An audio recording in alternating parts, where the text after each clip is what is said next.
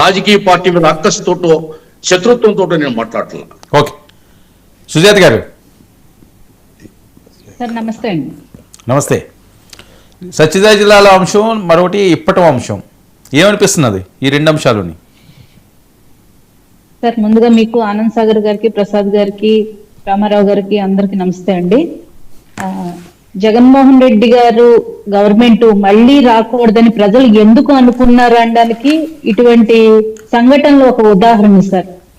గర్భిణీ మీద జరిగిన దాడి కానీ, అలాగే గంజాయి బ్యాచ్లు కానీ, ఏదైతే గత ప్రభుత్వం లా అండ్ ఆర్డర్ ని గాలికి వదిలేసిందో, ఇటువంటి పరిస్థితులు, ఇటువంటి దాడులు, ఇటువంటి ఉన్మాదపు చర్యలు, ఇటువంటి సైకో బ్యాచ్లు ఉండి రాష్ట్రాన్ని కకావికలం చేసి రాక్షస పాలన చేస్తున్నారని ప్రజలు తిరస్కరించారు సార్. 151 నుంచి 11కి ఇచ్చారంటే ఏ విధంగా ప్రజల్లో తిరస్కారం వచ్చిందన్నది మనం గమనించాలి. కేవలం జగన్మోహన్ రెడ్డి గారు ఇచ్చిన సంక్షేమ పథకాలు సరిపోకను, లేదంటే ఇంకా వారు ఇచ్చిన హామీలు నెరవేర్చలేదనో ఇంకేదో కాదు సార్. ప్రజలు అవుట్ రేటెడ్ గా తిరస్కరించింది లా అండ్ ఆర్డర్ సరిగా లేదు. రాష్ట్రంలో ఎవరికి, మహిళలకు కానీ, చిన్నపిల్లలకు కానీ, యువతకు కానీ ఎవరికి రక్షణ లేదు.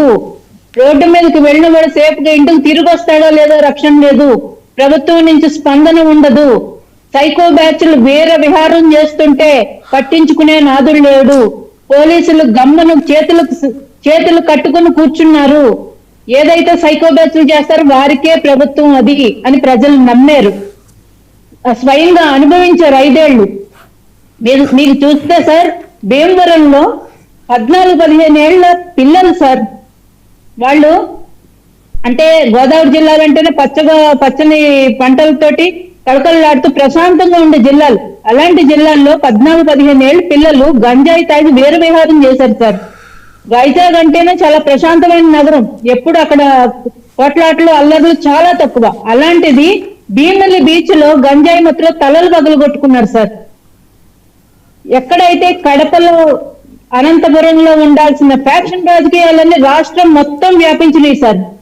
వైసీపీ వారి కార్యకర్తలు, వారి నాయకులు తప్పు చేసినప్పుడు సార్, ఒక ఎమ్మెల్సీ అనంతబాబు దగ్గర నుంచి తీసుకుని మొన్న ఏదైతే ఒక గంజాయి డ్రగ్స్ పెడ్లర్ ఎవరైతే ఉన్నారో అతన్ని చిన్న పిల్లోడు అని జగన్మోహన్ రెడ్డి గారు సమర్థించడం దగ్గర నుంచి ఎన్నో ఉదంతాలు, ఒక అంబటి రాంబాబు గారి విషయం కానీ, ఒక గోరెంట్ల మాధవ్ కానీ, నిన్న మొన్నటి వరకు ఈ రోజు కదిరిలో జరిగిన సంఘటన కానీ వాళ్ళు ఖండించి ఉంటే, వాళ్ళు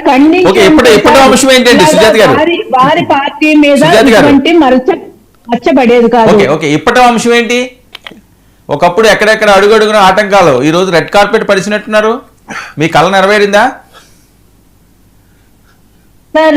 మాకు